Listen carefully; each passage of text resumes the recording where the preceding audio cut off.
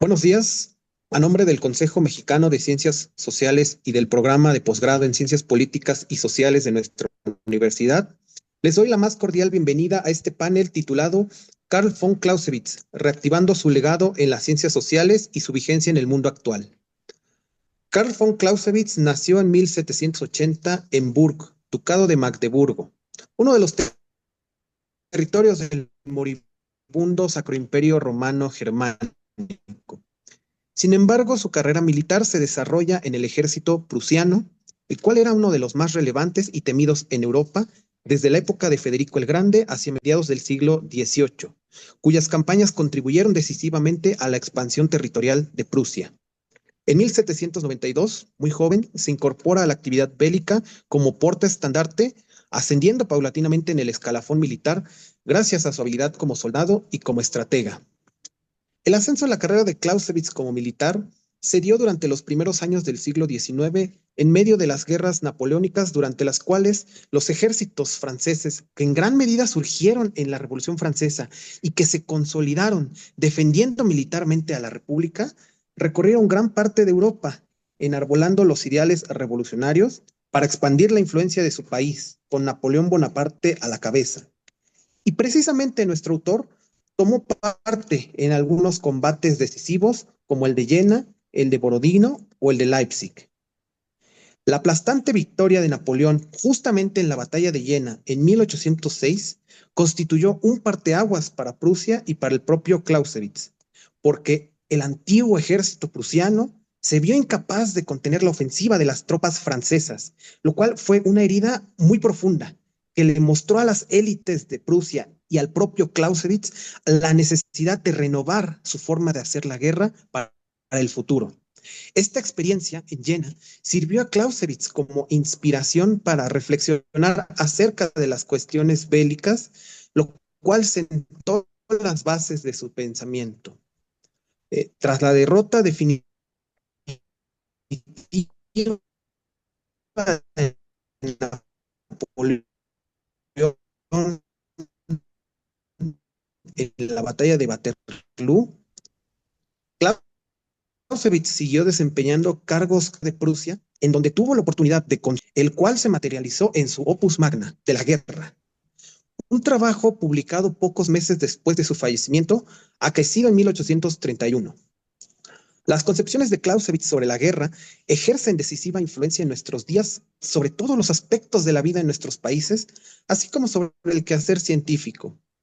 Por lo que el día de hoy tenemos la oportunidad de reflexionar sobre la vigencia de los aportes de Clausewitz en las ciencias sociales y para lo cual contaremos con la participación de un importante panel de expertos. De esta manera cedo la palabra al primero de nuestros ponentes, el doctor Raúl Benítez Manaut. El doctor Benítez es investigador del Centro de Investigaciones sobre América del Norte de la Universidad Nacional Autónoma de México y profesor del programa de posgrado en Ciencias Políticas y Sociales de la UNAM. Asimismo, es presidente de la organización no gubernamental Colectivo de Análisis de la Seguridad con Democracia, AC. Es miembro del Sistema Nacional de Investigadores, tiene estudios de sociología en la UNAM, de maestría en Economía y Política Internacional en el CIDE y de doctorado en estudios latinoamericanos en la UNAM. Ha sido profesor de la Universidad de Columbia en Nueva York en 2001, de la Universidad Americana de Washington entre 2006 y 2007, del Centro de Estudios Hemisféricos de la Defensa de la Universidad Nacional de la Defensa de Estados Unidos en 2004 y asimismo fue investigador visitante del Woodrow Wilson Center de la ciudad de Washington en 1998 y 2003. Sus escritos se centran en teoría de conflictos y negociaciones de paz, geopolítica y seguridad nacional de México, así como seguridad en América del Norte.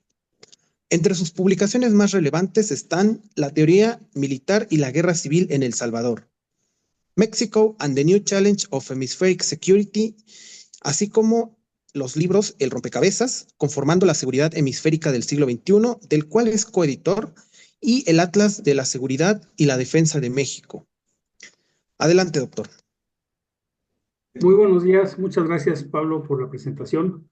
Bueno, me da mucho gusto estar en este congreso del COMEXI, que es una asociación muy importante que reúne a todas las disciplinas de las ciencias sociales en México y la facultad es una de las instituciones pilares de esta agrupación de instituciones. Y felicito también a los organizadores, a mi colega Roberto Peña, a Anuar Sayek, Gustavo Roque, del posgrado de la facultad. Para mí, Clausewitz es uno de los ejes principales de todas las labores de investigación que yo he realizado en los últimos 30 años. Mi tesis de licenciatura la hice sobre la guerra civil en El Salvador y ahí incorporé un capítulo sobre Clausewitz que se llama El pensamiento militar de Clausewitz y apliqué la teoría de la guerra total para entender una guerra civil. ¿Qué quiere decir la teoría de la guerra total de Clausewitz? Regresando al siglo XIX, principios del siglo XIX, la guerra total significaba todos los esfuerzos de una nación para emprender un esfuerzo bélico, tanto en acción ofensiva como en acción defensiva. En acción ofensiva eran las tropas francesas, en acción defensiva eran las tropas rusas. El resto de los países fueron arrasados por el paso de las tropas napoleónicas hasta que llegó la defensa rusa y también planteó una guerra total contra Francia y por las cuestiones climatológicas que en ese momento en Europa eran muy importantes para las guerras, la campaña de invierno de Napoleón se hundió en el invierno. Lo que hicieron los rusos fue replegarse para atrás y dejar las ciudades por las que pasaban los franceses sin agua, sin pertrechos, sin comida, y esto iba debilitando a los franceses. Esta teoría no fue vigente durante el siglo XIX porque en el siglo XIX, después de estas aventuras francesas, ya no hubo ninguna guerra total entre potencias ese siglo. Pero el siglo XX fue el siglo de las guerras totales. La Primera Guerra Mundial y la Segunda Guerra Mundial fueron guerras totales. ¿Cómo se define una guerra total? Cuando un país involucra toda la economía del país, todo su esfuerzo político, todo ¿Entendió? su esfuerzo militar, todos sus recursos humanos, sus tropas, etcétera, para emprender un esfuerzo de victoria en una guerra o defensiva o ofensiva. ¿Qué significa esto en la actualidad? Por ejemplo, el fantasma de una guerra total en este momento es la guerra nuclear. En el momento actual, después de la Segunda Guerra Mundial, subió la escala de la guerra porque Estados Unidos usó el arma nuclear para poder derrotar a Japón. Entonces, poco a poco se fue construyendo un club de países con armas nucleares. Este club de países se configuró alrededor del Consejo de Seguridad de las Naciones Unidas. El último país en ingresar a este esquema fue China. China se incorporó a las Naciones Unidas en 1971, pero en el año 1958 China construyó su primera arma nuclear. Entonces empieza Estados Unidos, le sigue la Unión Soviética, Inglaterra, Francia y China. Estos países el arma nuclear no la han usado, entonces es un arma de disuasión. Y para entender los conflictos actuales como el conflicto de Israel con Palestina, con la población de Gaza o con Irán, el peligro del uso de esta arma es muy latente, eso es un peligro del cual amenazan los países que están enfrentados en conflicto. También en la guerra de Ucrania que empezó el 24 de octubre del año 2022, exactamente, pues hace 2 años, es 2 años y medio. El fantasma del arma nuclear está presente porque Vladimir Putin ha amenazado en varias ocasiones en usar esta arma. Si se usa esta arma, aunque sea en pequeñas cantidades, por el efecto psicológico, por el efecto en salud de las poblaciones afectadas, por el efecto militar, sería una guerra total porque se rompe la teoría de la disuasión nuclear que ha prevalecido durante 70 años en el escenario mundial de los equilibrios entre las potencias. Para los estudiosos de las relaciones internacionales en la facultad, es muy importante tener en cuenta que el rango de los conflictos oscila entre pequeñas guerras y conflictos. Por ejemplo, un conflicto que no es guerra total puede ser la guerra contra el narcotráfico en México, que tiene muchísimos escenarios, que no tiene un actor unificado, pero que sí está permeando en algunos estados a toda la población del lugar. Podría ser una guerra total en Sinaloa, podría ser una guerra total en Guerrero, pero no en una guerra total en México, porque nosotros no vemos esa guerra en las calles de la Ciudad de México y de las 7 ciudades más grandes del país, que tienen más de 1 millón de habitantes. Pero si la focalizamos al estado de Sinaloa, si la focalizamos al estado de Guerrero, pues se puede acercar a una guerra total, porque todos los esfuerzos de los criminales o todos los esfuerzos del gobierno para defenderse, pues están enfocados a hacer ese enfrentamiento. Eh, a nivel de las potencias, China es una potencia que elabora una teoría de la distensión y la polaridad que hubo en la Guerra Fría entre Estados Unidos y la Unión Soviética se observa ahora entre Estados Unidos y China. China ya es la economía número 2 del planeta, tomando en cuenta que todavía las estadísticas no incorporan a la Unión Europea como tal, sino que incorporan se analizada en conjunto, entonces había una equidistancia entre Europa y China, pero mientras los países estén separados en sus estadísticas y en sus programas estratégicos, etcétera, todavía actúan como países y más en los temas de seguridad y de defensa. Entonces, ¿quién está amenazando con hacer una guerra total? Pues Vladimir Putin, Israel, Irán, son los peligros. Corea del Norte también a cada rato hace enunciaciones verbales de su presidente, este, también hace lanzamientos disuasivos y agresivos sobre Japón, por ejemplo, sobre Corea del Sur. Entonces, este concepto de guerra total en este momento adquiere mucha relevancia, adquiere actualidad porque hay quienes están anunciando con que si no se cumplen ciertas condiciones de los equilibrios entre las potencias, ellos usarían su arma estratégica. Por ejemplo, en el pensamiento militar chino, cuando ellos hablan de armas estratégicas, solo se refieren a armas nucleares. Ningún otro sistema de armas se considera estratégico y estratégico significa la sobrevivencia de la nación. En el pensamiento de los Estados Unidos se considera una amenaza de seguridad nacional total. Entonces, cada país define este concepto de acuerdo a su propia realidad doctrinal, de acuerdo a si son países que se consideran en defensa o en ataque. Y, por ejemplo, los Estados Unidos considera que el mundo no occidental, que no corresponde exactamente con coordenadas geográficas, porque dentro del mundo occidental está Estados Unidos, Europa Occidental, América Latina y algunos países de Asia, entonces ya serían no orientales geográficamente, pero son occidentales en términos geopolíticos, como Japón, Australia, Nueva Zelanda, Singapur. India está en el medio del mundo oriental no occidental. India, por ejemplo, tiene restricciones para usar armas nucleares, aunque tiene una competencia nuclear con Pakistán, y Japón no puede construir armas nucleares. Entonces se traslada este concepto de guerra total también a otros espacios y dimensiones como el espacio extraterrestre o el más microscópico, que no se ve, la inteligencia artificial, las computadoras, las guerras, proxies y todo esto. Ahora bien, para ir dándole salida a esta presentación, para cumplir con los tiempos y poder darle oportunidad al resto de los colegas a que expresen sus teorías, solo quiero señalar otros conceptos de Clausewitz que son muy importantes para entender la guerra total y el entendimiento de muchas guerras, el concepto de fuerza material y fuerza moral. Fuerza moral para Clausewitz es el poder de un país cuantificable. Es la economía, o sea, el Producto Interno Bruto, más las estructuras militares. Cuando se está en guerra, pues se cuentan los misiles, se cuentan las tropas de infantería, se cuentan las fragatas de guerra, etcétera, etcétera. Esas son las fuerzas materiales, pero principalmente una economía que sostenga un esfuerzo de guerra por un tiempo prolongado. Y las fuerzas morales es la cohesión política del país, el liderazgo de los políticos sobre su población para sostener la guerra, porque, por ejemplo, vamos a poner un acontecimiento que sucedió en 1982 en América Latina, la guerra de las Malvinas entre Inglaterra y Argentina.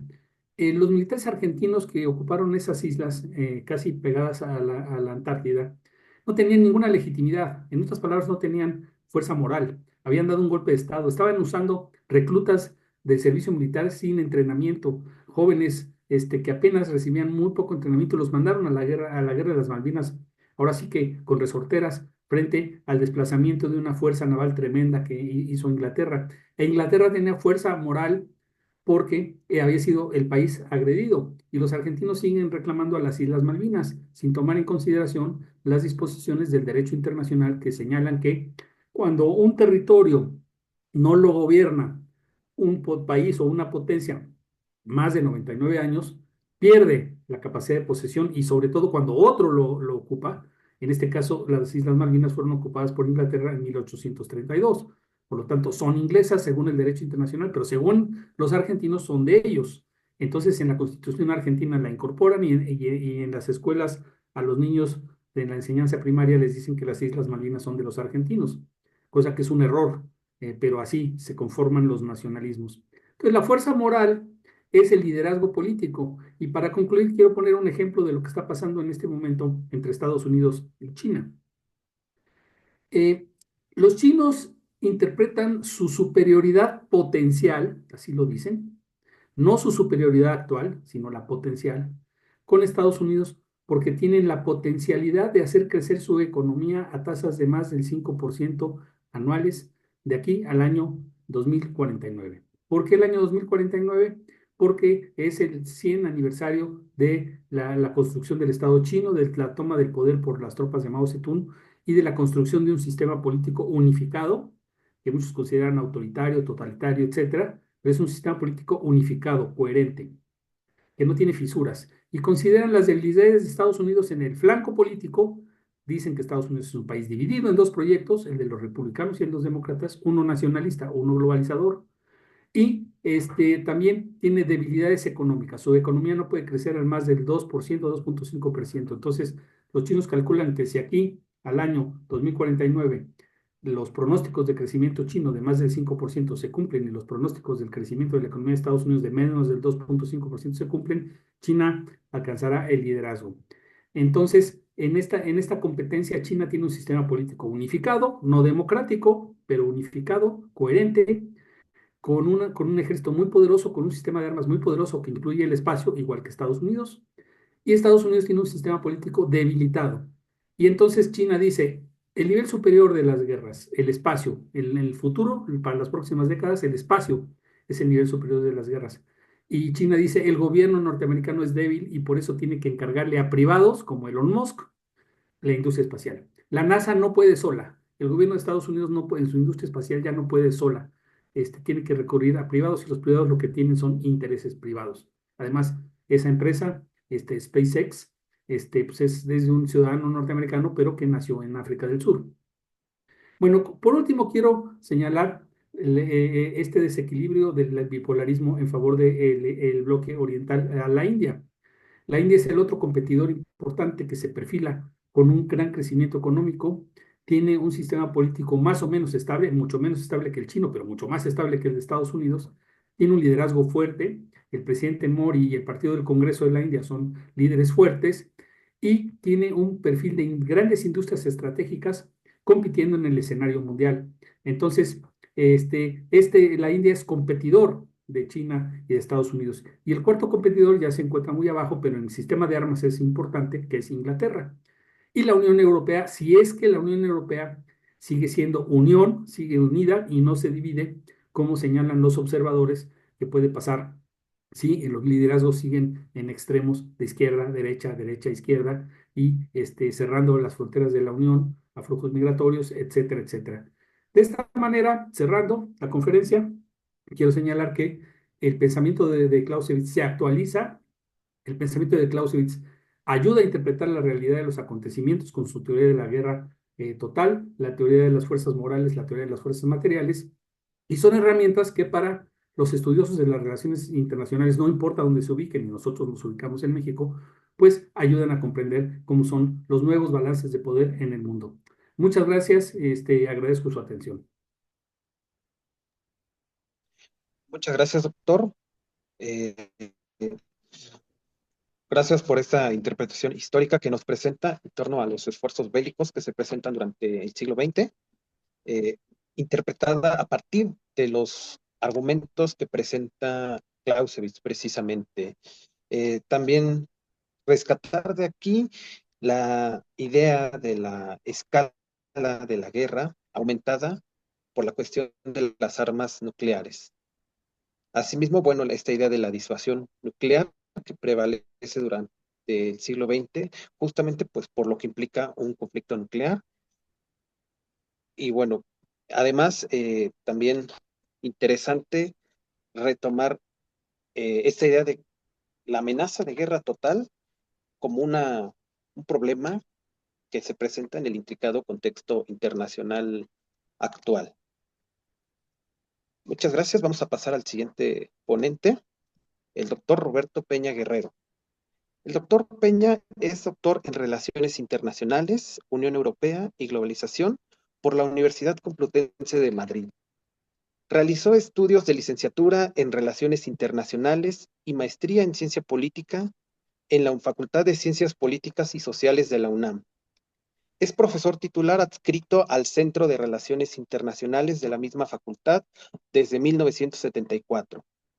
Sus principales líneas de investigación son tres: seguridad internacional, destacando sus estudios sobre el proceso de la disuasión nuclear; desarrollo teórico-metodológico de la disciplina de relaciones internacionales, donde destacan sus estudios sobre los debates del método de investigación en la disciplina, así como el proceso de integración de la Unión Europea, donde se han centrado sus publicaciones en los últimos 15 años. Ha publicado 10 libros, 40 capítulos de libro y 39 artículos en revistas especializadas en México y el extranjero. El doctor Peña ha participado como conferencista o panelista en más de 400 eventos especializados, congresos, seminarios, coloquios, foros, entre otros, celebrados en México y el extranjero, principalmente en Argentina, Bélgica, Cuba, España, Estados Unidos, Guatemala, Italia, Panamá, Rumanía y Rusia.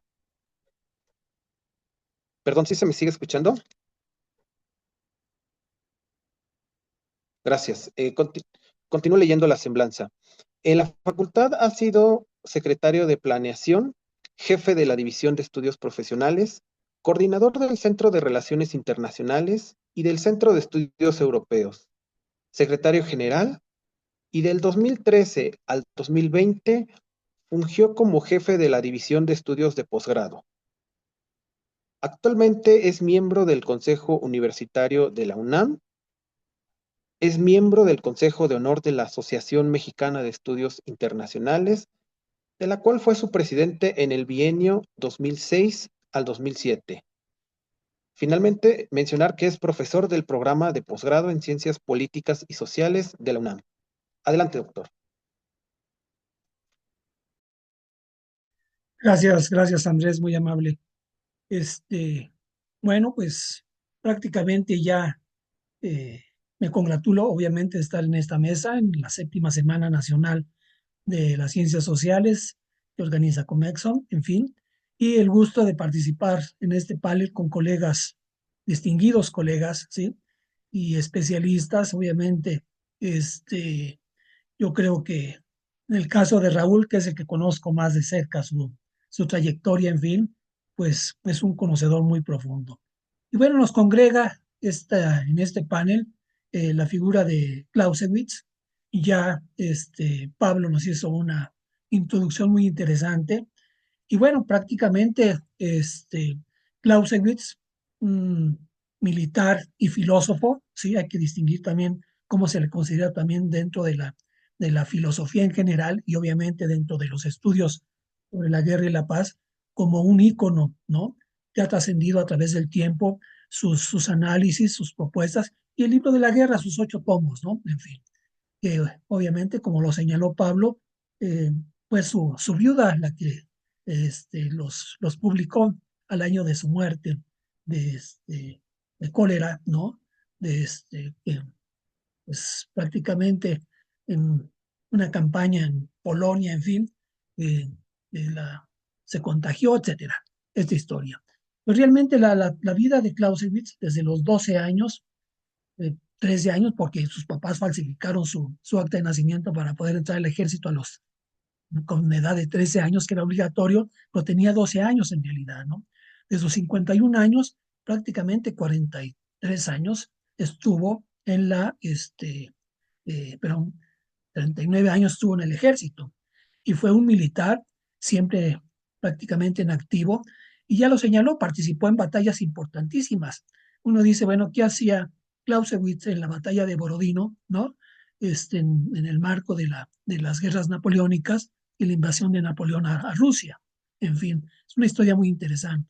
Obviamente también la primera guerra napoleónica, cuando derrota eh, Francia a Prusia en el 2006, que también hiciste referencia, perdón, en el 1906, que es apresado, es derrotado a Prusia, ¿sí? y dura 2 años preso en las cárceles francesas, ¿no? En fin. Bueno, un personaje realmente importantísimo, estuvo también en la batalla de Waterloo, en fin, tiene una experiencia en la vida concreta, es decir, yo creo que ahí si alguien pudo conjugar teoría y praxis en su vida es el propio Clausewitz. Y su trascendencia histórica, no sé, yo no, este, entender y perfiles como el de Moltke, el general Moltke, cuando se da la unificación de Alemania con Bismarck, ¿sí? Prácticamente Moltke era un discípulo histórico, por decirlo de alguna forma, de Clausewitz, ¿no? En fin, y lo reconocen.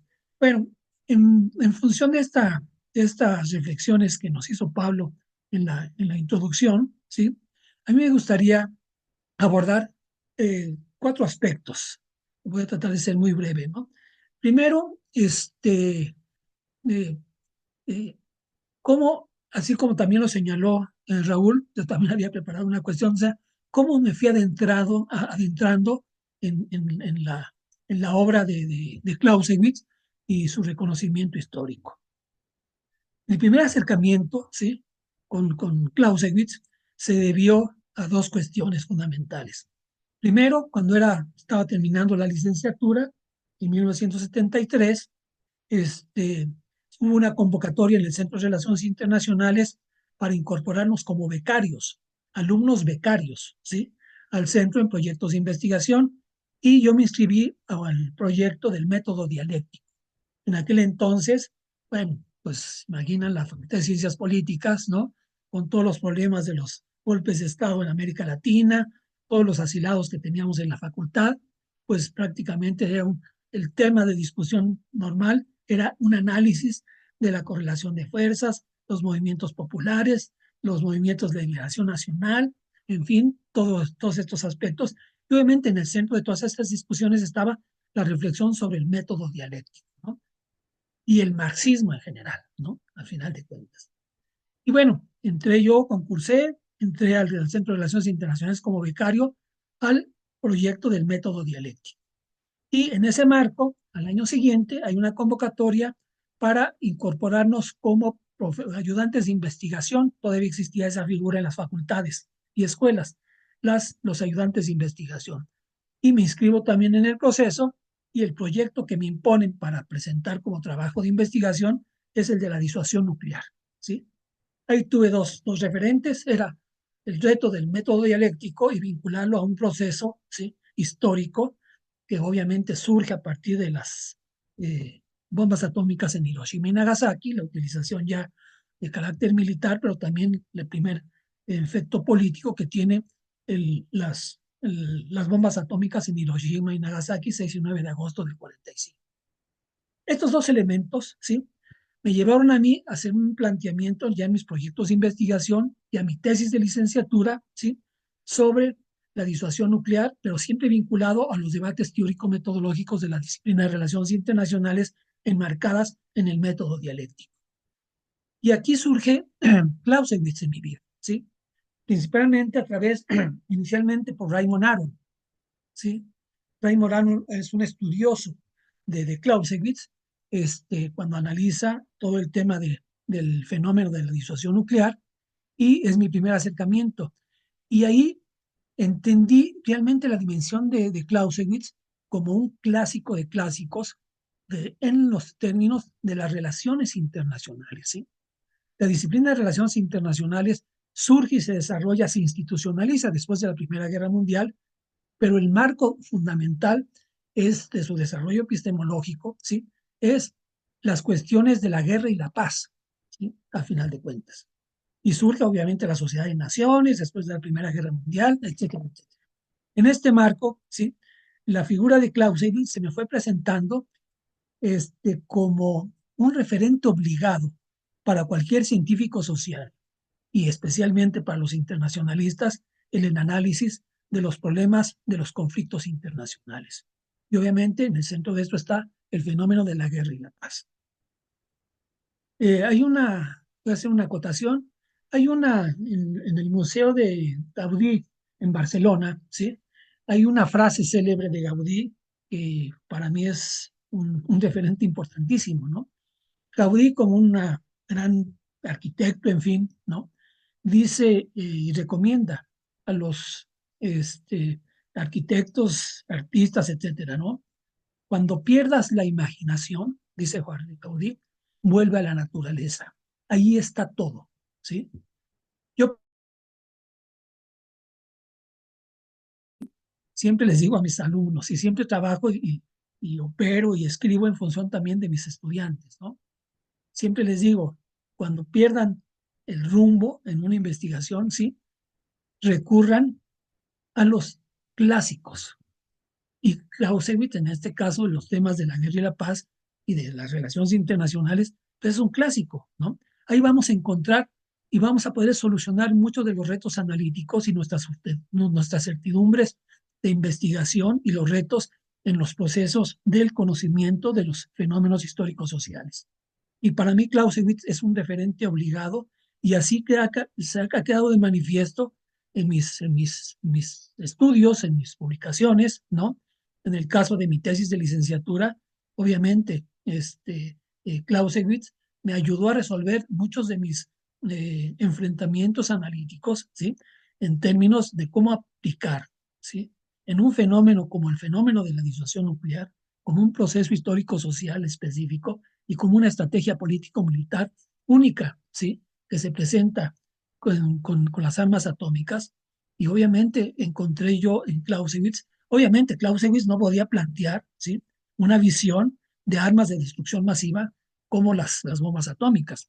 Sin embargo, todos sus planteamientos teórico-metodológicos ya hizo referencias a dos, tres cuestiones muy importantes del pensamiento de Clausewitz, Raúl, que ahorita lo voy a retomar algunos aspectos, ¿sí?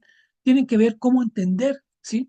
El conflicto militar en las relaciones internacionales, y no solamente en las relaciones internacionales, en las guerras populares, ¿no?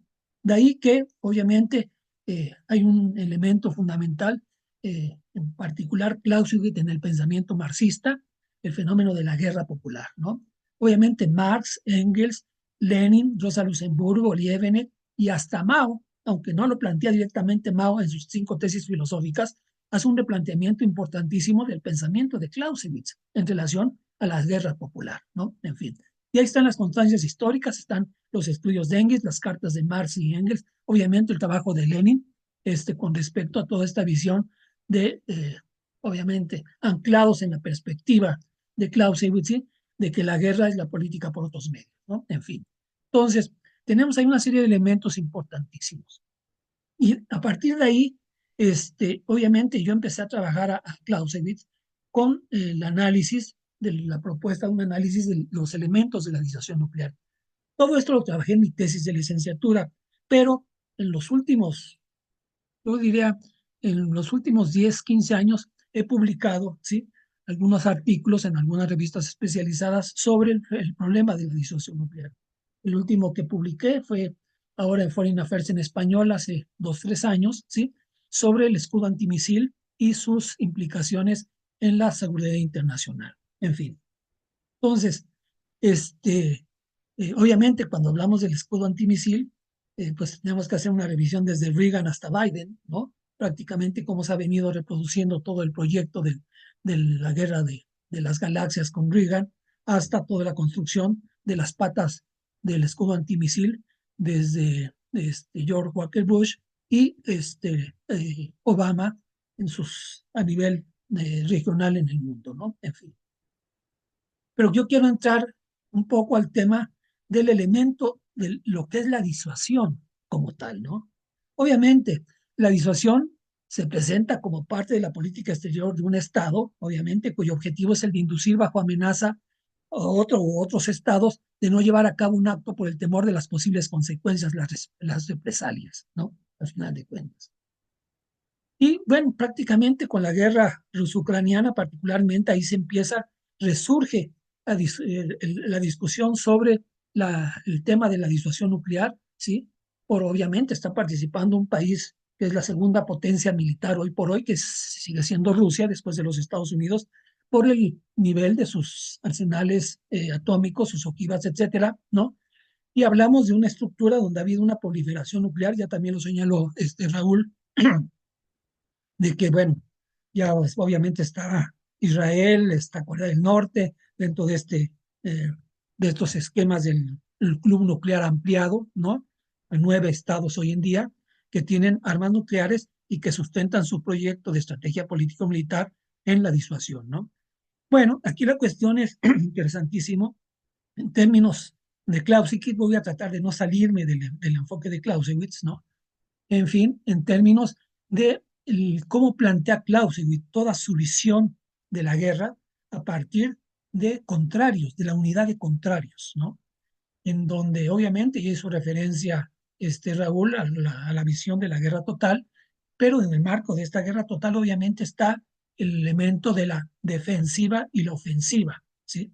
En la cosmovisión de Clausewitz. ¿Cómo se manejan estos dos partes sustantivas de la principal contradicción de la guerra, al final de cuentas? Y la referencia también muy importante que hizo Raúl de la relación entre la fuerza material y la fuerza moral, ¿no? En fin, que son dos elementos. Yo cuando pienso en esta relación de la fuerza moral y la fuerza material, ¿saben en quién pienso? En el fracaso, ¿sí? Militar de los Estados Unidos en Vietnam, ¿sí?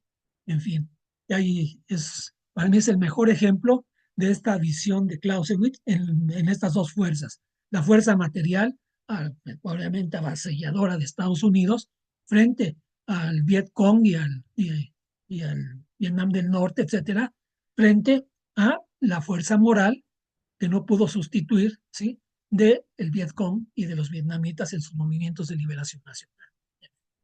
Entonces ahí viene el síndrome de Vietnam, que para muchos ya está superado, sin embargo, ahí está siempre presente en los fracasos militares de los Estados Unidos, como es el caso más reciente, que es el de Afganistán, ¿no? En fin.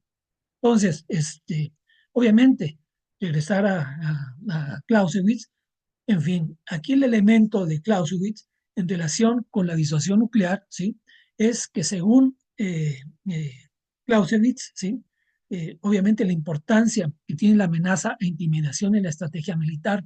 Según Clausewitz, esta es puramente defensiva de la disuasión entre estados. Clausewitz afirmaba que la disuasión tiende a aniquilar la intención hostil del enemigo potencial porque se pretende impedir materializar tal intención mediante una amenaza.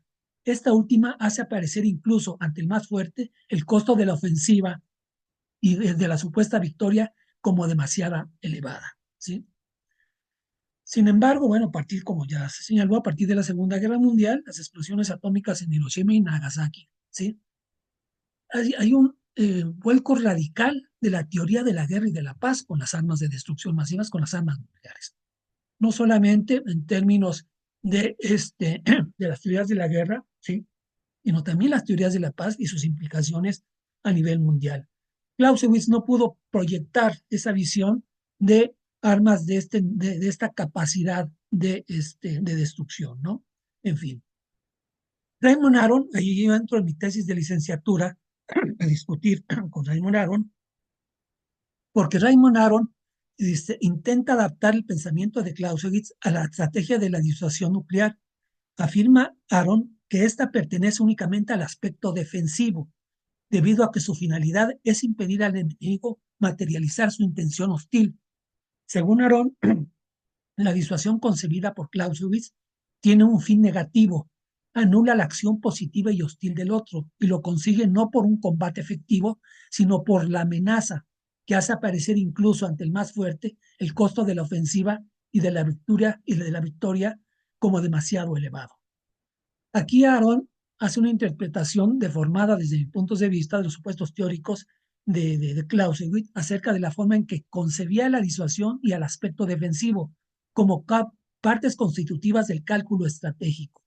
Según Aaron, Clausewitz afirmaba que el fin de la disuasión es negativo porque pretende anular una acción positiva y hostil, pero esto no quiere decir que para Clausewitz la disuasión fuera de carácter defensiva, sino únicamente era una actitud negativa, así lo plantea Clausewitz, debido a que para él lo importante es el conflicto bélico, en donde la defensiva, dentro del contexto de la estrategia militar, es una forma de actividad estratégica bélica clave, ¿sí?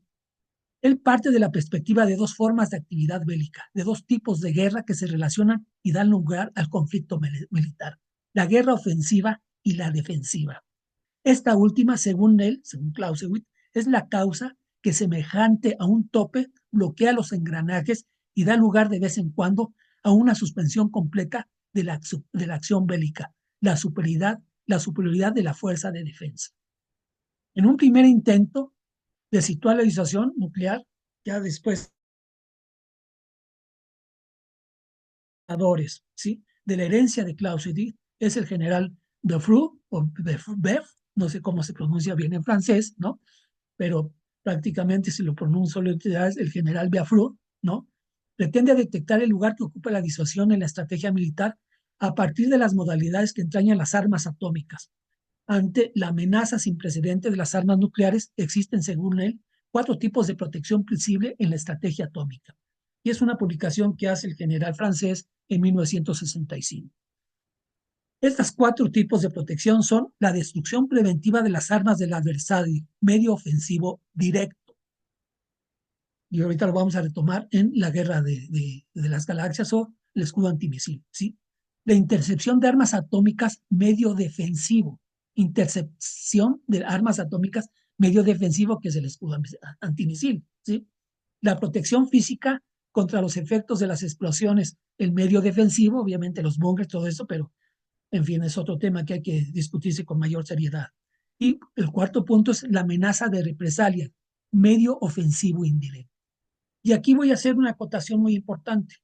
Cuando yo me enfrenté a entender cuál era la esencia, ¿sí?, de la disuasión nuclear como una estrategia político-militar que se impone con la aparición de las armas atómicas, ¿sí?, y el desarrollo y la proliferación nuclear, y que se van incorporando en el tiempo los países a esta estrategia político-militar, ¿cómo entender, sí, que la referencia de esta dicotomía entre la defensiva y la ofensiva no es que la defensiva se mantenga en términos clásicos como en las guerras anteriores, antes de la aparición de las armas atómicas, que era prácticamente la defensa, ¿sí?, y la protección del territorio nacional a través de infinidad de medios, ¿no? Y hacía que muchos agresores con una guerra ofensiva se enfrentaran a una resistencia de guerra defensiva y que esa guerra defensiva pues llevaba a que no pudieran obtener la victoria, al final de cuentas, los que llevan a cabo la guerra ofensiva. Y aquí tenemos que ver con las guerras de conquista, que es un tema que también analiza muy bien, no directamente Clausewitz, porque al final de cuentas, pero él sí habla, sí, hace referencia de las guerras de conquista, que obviamente con el fascismo y los países del eje es un ejemplo histórico que tenemos ahí, como ahora está sucediendo la guerra de conquista de Israel, ¿sí?, en el territorio de Palestina, ¿no? Una guerra que no inicia hace un año, sino que viene desde el 48 para acá, ¿no? En fin, es un tema que hay que analizar y ahí están los planteamientos de la propia visión sobre lo que son las guerras de conquista, haciendo referencia a las guerras napoleónicas, el propio Clausewitz, ¿no? En fin. Entonces, aquí lo importante es cómo la estrategia de disuasión nuclear define, ¿sí?, define su defensa, ¿sí?, teniendo un medio ofensivo indirecto, que es la amenaza de represalias. Un país con todos los escudos antimisil que puedan generarse, ¿sí?, nunca va a tener el 100% de seguridad de la protección y de prácticamente eliminar la capacidad de respuesta de una arma nuclear, ¿no? Al final de cuentas, si, bueno, marcos hipotéticos que se pueden manejar, ¿no?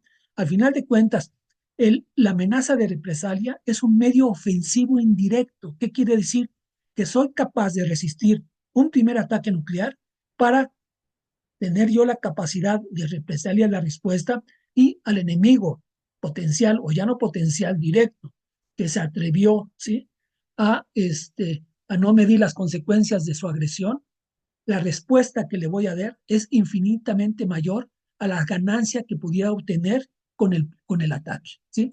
Ahí entramos en la dicotomía de la existencia de los arsenales nucleares como armas de primer golpe o armas de segundo golpe, es que está construida la teoría de la disuasión nuclear en el marco de esta misma. No sé cómo voy de tiempo. más o menos. Le quedan unos 3 minutos. Bueno, únicamente quiero hacer esa precisión al final de cuentas y después ya entrar a ver la cuestión de traer todo esto a los temas que nos llevó ahorita Raúl Benítez, muy importante, ¿no? Pero yo quisiera concluir nada más con esta perspectiva, ¿no? La importancia de entender toda la construcción y explicación del análisis histórico del fenómeno de la disuasión nuclear, ¿no? Que es el que nos tiene, yo diría, en buenos términos, ¿sí? Ojalá que esta estrategia político-militar siga sosteniendo en el mundo la paz nuclear. Es la única forma en que podemos evitar el gran holocausto mundial, al final de cuentas, ¿no? Ninguna guerra, ¿sí? Ahora hay una serie de, yo diría, y lo dice Ray Mills perfectamente bien en su texto de la Tercera Guerra Mundial, cuando aborda, dice, los realistas chiflados, ¿no? Estos militares y políticos que creen que pueden llevar a cabo acciones de guerras con armas tácticas nucleares controladas, es incontrolable eso, al final de cuentas, ¿no? La, la, la bomba más pequeña en términos de kilotones o megatones, las bombas de Hiroshima y Nagasaki eran de 20 kilotones, ¿sí? La ojiva más, vamos a decir, de más baja potencia es de megatones. O sea, estamos hablando ya de millones de TNTs, ¿no? En fin, en lugar de miles de TNTs, ¿no? Entonces, la capacidad destructiva de una ojiva nuclear hoy en día es infinitamente superior a las que mandaron en Hiroshima y Nagasaki. Todos los analistas serios, ¿sí?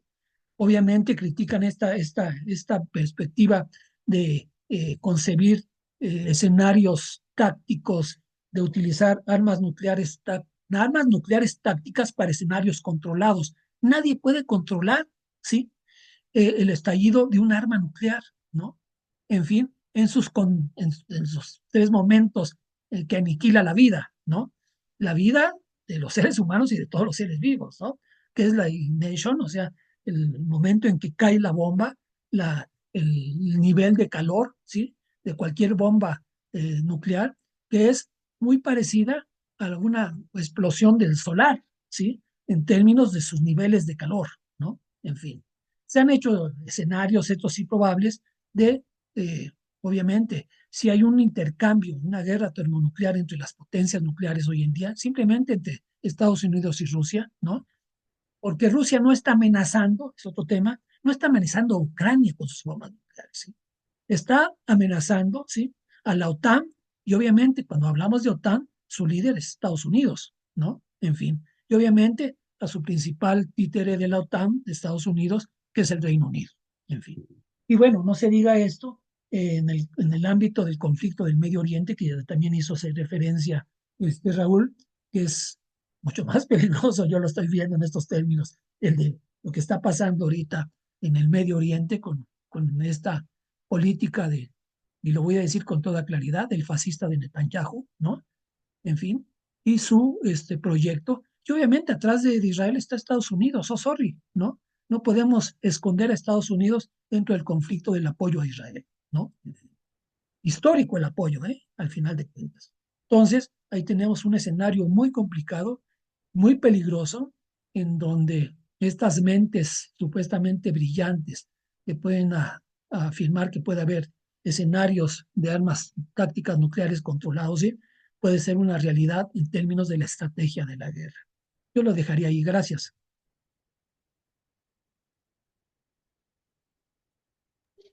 Muchas gracias, doctor, por su aportación.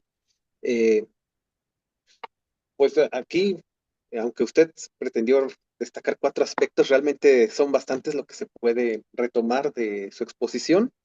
Empezando, en primer lugar, por caracterizar a Clausewitz como ya un autor clásico y ya como un referente obligado para el análisis de la realidad internacional, pero que no es solamente importante para este campo, sino para todas las ciencias sociales, la ciencia política, la sociología, etcétera. Eh, Reconozco que no conocía la frase de Gaudí: cuando no tengas la inspiración, recurre a la naturaleza, y vaya que en su obra se ve. lo cual pues también me parece que es un consejo extraordinario para para quienes nos estamos formando apenas en las ciencias sociales, cómo recuperar la inspiración. Por otra parte, es importante resaltar la cuestión del conflicto en las relaciones internacionales y cómo es que Clausewitz nos da muchas pistas para entenderlo. Asimismo, esta idea de la guerra popular, en la cual se permite apreciar cómo es que Clausewitz es retomado por el marxismo. Otro problema muy importante es el de la disuasión nuclear, puesto que es un problema fundamental en nuestro tiempo. Efectivamente, estamos bajo la amenaza de un holocausto nuclear que pues hay que atender, puesto que eso puede llevar a la destrucción de la humanidad. Y entonces, por eso es fundamental discutir estos temas. Asimismo, otro aspecto que se puede destacar de su exposición es la idea de la fuerza material frente a la fuerza moral y cómo se presenta la superioridad de la fuerza moral y la superioridad de la defensa. El ejemplo que presenta del Vietcong es excelente. Eh, Ahí se ve claramente cómo es este enfrentamiento, como usted lo mencionó, entre fuerza material y fuerza moral. Pues muchas gracias por su exposición y ahora pasaremos al siguiente ponente, que es el maestro Gustavo Adolfo Roque López. Licenciado en Derecho con maestría en Periodismo Político, cuenta con estudios de doctorado en Administración y de doctorado en Ciencias Políticas y Sociales por la UNAM. Ha elaborado por más de 20, ha laborado, perdón, por más de 25 años en el sector público, desempeñándose en diversas ocasiones como mando superior en Petróleos Mexicanos, en la Secretaría de Economía, en el Gobierno de la Ciudad de México y en la Secretaría de Gobernación. Como abogado litigante se especializa en Derecho Constitucional y combate a la corrupción, habiendo generado en 2005 criterios jurisprudenciales que a partir de su publicación han permitido reconocer el interés jurídico de los denunciantes de actos de corrupción para promover el amparo cuando la autoridad no actúa debidamente ante las denuncias. Asimismo, es egresado del Programa de Seguridad Nacional de la Harvard Kennedy School, donde también ha participado en grupos de enfoque integrados para analizar tendencias actuales en contranarcotráfico. Graduado del Tecnológico de Monterrey, formado en Seguridad Nacional en el ITAM, en Análisis Político en la Universidad Iberoamericana, en Combate al Crimen Organizado en la Procuraduría General de la República, en Seguridad Pública en el Secretariado Ejecutivo del Sistema Nacional de Seguridad Pública y en Inteligencia Policial en el FBI, Interpol y Europol. Es coordinador académico del Diplomado Paz en México, un ejercicio de inteligencia, que se imparte de forma conjunta por la Cámara de Diputados y la Facultad de Derecho de la UNAM. Actualmente realiza investigación sobre procesos de distribución del poder en la sociedad, el juego cotidiano de actores por espacios de poder e influencia y el impacto de las acciones de gobierno en la construcción de la realidad social. Sus áreas de investigación y generación de conocimiento son combate a la corrupción, derechos humanos, contra narcotráfico, seguridad pública, análisis estratégico de la guerra contra el narcotráfico y procesos de construcción de paz. Actualmente es estudiante de doctorado del programa de posgrado en Ciencias Políticas y Sociales de la UNAM. Adelante, por favor.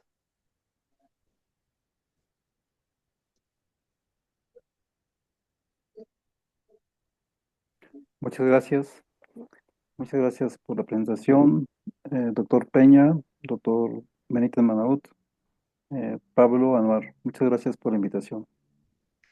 Bueno, pues he escuchado con mucho interés, atención, los análisis que mm, se han realizado, que desde luego mm, son evidencia del dominio que se tiene de la obra de Clausewitz y de su aplicación en muchos escenarios. En mi caso, los trabajos que he desarrollado son la aplicación de los principios de Clausewitz a el narcotráfico, a la guerra contra las drogas, al conflicto armado que tenemos en México.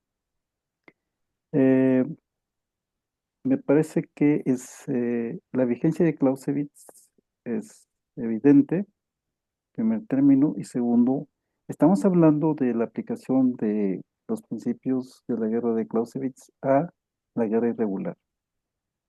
Entiendo que inicialmente, y esto es motivo de mucha controversia, los postulados de Clausewitz fueron aplicados a las guerras convencionales, pero no pierden funcionalidad cuando se aplican a la guerra irregular. Y lo vamos a ver a continuación. Eh, Manejaré 4 o 5 principios básicos de los postulados de Clausewitz. Primero, cuando Clausewitz dice, la guerra no es simplemente un acto político, sino un verdadero instrumento político, una continuación de la actividad política, una realización de la misma por otros medios, nos está eh, delimitando o planteando un ciclo que se inicia cuando los mecanismos políticos de la política se agotan, se origina la guerra. La guerra tiene su curso y cuando el objetivo de la guerra se cumple, el objetivo político de la guerra se cumple, se restablecen los mecanismos pacíficos para el manejo de todas las controversias sociales y se restablece la paz. Es el estado militar límite. El estado militar límite se alcanza cuando se cumplen o se alcanzan los objetivos, el objetivo político de la guerra. Analizando lo que ha ocurrido en México, eh, afirmamos que la política antidrogas del gobierno mexicano históricamente ha tenido 5 ejes estratégicos. Combatir la producción interna de psicotrópicos ilegales es el primero. Interdicción del trasiego de psicoactivos a través del territorio nacional hacia el mercado de Estados Unidos con 2 enfoques dominantes. Cocaína proveniente del Triángulo Andino, Colombia, Perú, Bolivia y opioides, opiáceos y precursores químicos para su fabricación introducidos desde Asia, principalmente China e India. El siguiente eje estratégico sería mantener en niveles mínimos el consumo de sustancias psicoactivas en el mercado doméstico. Cumplir sería el cuarto, cumplir con los niveles de interdicción impuestos por Estados Unidos e instrumentar los 4 mecanismos mencionados previamente, preservando la paz social. En 2006, y aquí surge la riqueza analítica del marco de Clausewitz. Es el objetivo, toda guerra debe tener un objetivo político. En 2006, ninguno de los ejes estratégicos, ninguno de los 5 ejes estratégicos de la política antidrogas del gobierno mexicano o del Estado mexicano estaba roto. Todo se mantiene en equilibrio. Y se altera cuando se lanza el ejército a combatir frontalmente a las organizaciones dedicadas al tráfico de drogas. Esa sería una primera aproximación. Segunda aproximación también lo precisa muy bien Clausewitz. El primer acto de discernimiento, el mayor y más decisivo que ejecutan un estadista y un jefe militar, es el establecer correctamente la clase de guerra que están librando y no tomarlo a hacer de ella algo diferente de lo que permita la naturaleza de las circunstancias. Cuando se inicia, porque ya se decide iniciar la guerra, una guerra que por lo que acabo de comentar no tiene objetivo político, porque el objetivo político tendría que haberse centrado en restablecer el equilibrio de cualquiera de los ejes estratégicos, pero el equilibrio en los ejes estratégicos no estaba alterado. Entonces se va a la guerra y cómo enfrentar una guerra que es de 4ª generación, es irregular, es interna y eh, es eh,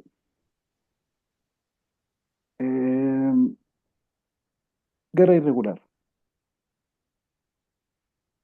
No había en 2006 el el ejército mexicano, las Fuerzas Armadas mexicanas, no tenían doctrina para hacer frente a este tipo de guerras. El cuarto elemento que se identifica en la guerra es una guerra predominantemente urbana. Entonces, se lanza la guerra, se inicia la guerra contra el narcotráfico atendiendo, reitero, los cuatro factores. Es una guerra de cuarta generación, guerra irregular, guerra interna y guerra predominantemente urbana. Y de ahí los resultados. Entonces, Clausewitz insiste en de guerra se va a librar. Es el segundo principio básico que identifica con Clausewitz aplicable a la guerra contra las drogas. El tercero, sumamente importante, es el equilibrio de Clausewitz. El equilibrio de Clausewitz aplicado a la guerra contra las drogas surge de su afirmación. Nunca hemos visto a un Estado que abraza la causa de otro Estado tomarla tan seriamente como si se tratara de la suya propia. Envía por lo general un ejército auxiliar de fuerza moderada. Si este no tiene éxito, entonces el aliado considera que el asunto está, en cierta forma, terminado y trata de librarse del mismo en las condiciones más ventajosas posibles. El equilibrio de Clausewitz fue preservado por prácticamente todos los gobiernos mexicanos desde el inicio de la guerra en el 73, en la guerra contra las drogas, que es declarada por Nixon y que se convierte en un tema prioritario para la agenda mexicana en materia de seguridad. Uno tras otro los gobiernos preservaron el equilibrio de Clausewitz. ¿En qué consiste el equilibrio de Clausewitz? Es en atender las presiones de Estados Unidos para la interdicción de drogas a través de su territorio, preservando la paz social. Y en 2006 se rompió el equilibrio de Clausewitz y este no se ha logrado restablecer.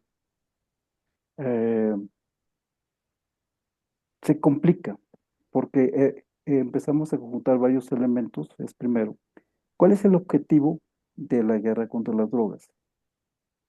Si tomamos en cuenta el primer postulado de Clausewitz, ese objetivo podría estar definido, pero no está claro o no es públicamente conocido o no es sostenido oficialmente por el gobierno mexicano.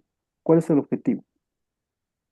Eh, Esos son tres puntos importantes aplicables a eh, la guerra contra las drogas que actualmente se libran y que definen, marcan la naturaleza del conflicto. Un conflicto sumamente complicado, complejo. Ah, adicionalmente, rescatamos otro principio básico de Clausewitz. Es ya en términos operacionales, estratégicos, Clausewitz incorpora a la doctrina militar o los principios militares el concepto de centro de gravedad. Centro de gravedad que es definido como el punto que concentra el poder de respuesta a la capacidad de ir a la guerra de cualquier contendiente. En el caso del narcotráfico, como en el caso de cualquier guerra irregular, el centro de gravedad se identifica o se ubica en la base social. La base social del narcotráfico en México es sumamente fuerte y al constituirse en el centro de gravedad es importante atenderlo.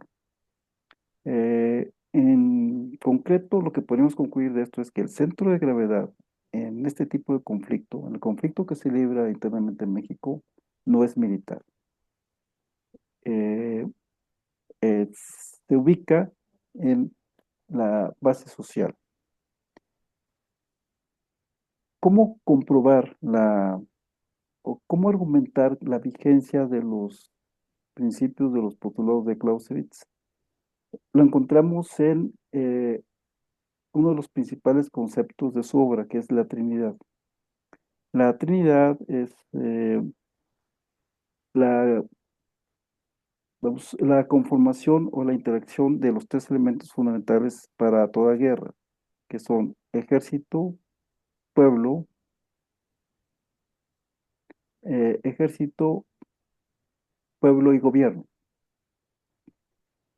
Eh, Hay mucho análisis de la integración de la Trinidad, pero aquí es donde se encuentra la respuesta a la vigencia de los postulados de Clausewitz. Eh, la Trinidad se divide en tres etapas o tiene tres niveles, como comúnmente se identifica. El primero es inmanente y preserva la naturaleza atemporal de la guerra. El segundo surge de la transformación de la guerra según el espacio-tiempo en el que se libra, que es el que varía y muta y que da origen a la controversia de si los principios de Clausewitz son aplicables a las guerras convencionales, a las guerras irregulares. Y el tercero, esto es sumamente importante, corresponde al contexto. El nivel secundario de la Trinidad interactúa con el medio ambiente y como resultado lo modifica. Simultáneamente, la Trinidad secundaria muta y cambia el entorno de la guerra. Para explicaros un poco más de cómo se da esta variación en el segundo nivel de la Trinidad, que es el que varía constantemente, utilizamos o podemos apoyarnos en cuatro principios básicos, también de la teoría de Clausewitz. Y todo esto aplicado al narcotráfico. Los principios son fuerza moral. La fuerza moral del ejército, de las Fuerzas Armadas mexicanas, no es la misma en 2006 que en 2024. La acción recíproca. La guerra contra el narcotráfico empieza con armas de bajo calibre, de bajo potencial bélico, y en 2024 empieza a ser librada con misiles tierra-tierra. La fricción y niebla también ha afectado profundamente el desarrollo de la guerra. La fricción es, si algo puede ir mal, irá mal. Nadie que no haya estado en la guerra sabe por qué ocurren eh, actos que no están previstos. Y la niebla es la incertidumbre. Y tenemos casos, hechos lamentables en el desarrollo del conflicto a lo largo de 18 años de conflicto que son producto de la fricción, que podemos identificar como producto de la fricción. Y uno de ellos podría ser, sujeto a debate, desde luego, el asunto de los 43 de Yotzinapa, fricción en la guerra. Nos va a conducir a ese tipo de error. Y por último, un elemento que considera Clausewitz sumamente importante es el de la información. Clausewitz afirma que si algo hay impreciso en la guerra, es la información. Una buena parte de la información va a ser falsa, la otra va a ser incierta y el resto hay que ponerlo en duda. Así lo afirma, prácticamente literalmente. Entonces, exactamente qué es lo que está ocurriendo, cuál es el alcance, cuál es la penetración de, cuál es la afectación a la sociedad en general en su conjunto de la guerra contra las drogas. Estamos hablando de niveles de inseguridad inaceptables en un país donde existen marcados contrastes, donde tenemos tasas de violencia menores a países europeos como Yucatán o Aguascalientes, o tenemos cifras de guerra como en Zacatecas o Colima. Es exactamente qué es lo que está ocurriendo. Eh, Hay una narrativa que se construye en torno a la guerra que la complica en grado extremo y de esto nos advierte Clausewitz. Eh, lo dejaría hasta aquí. Sé que es un conjunto de ideas y de análisis eh, que es sujeto de mucho debate y controversia, pero utilizando la estructura analítica de Clausewitz, podemos encontrar muchas razones para enfocar el conflicto interno desde esa perspectiva. La idea es sembrar ideas, principios, análisis que abran debate y que marquen la ruta hacia el restablecimiento del equilibrio de Clausewitz, en primer lugar, y el cumplimiento del objetivo de la guerra contra las drogas, que es restablecer la paz en México. ¿Cómo definimos paz? Que ese es otro tema de controversia. Cuando se inicia la guerra en 2006, la tasa de homicidios dolosos por cada 100.000 habitantes era de 8. Alcanzó su máximo nivel en 2018-2019 con 29 y tiene cierta tendencia a la baja. Alcanzaremos la paz, habrá concluido el ciclo de Clausewitz que nos permite ir de la política a la guerra y regresar a la política cuando la tasa de homicidios dolosos sea igual o se aproxime a la tasa que teníamos al principio de la guerra, en 2006. Muchas gracias por su atención. Muchas gracias, doctor, por su aportación.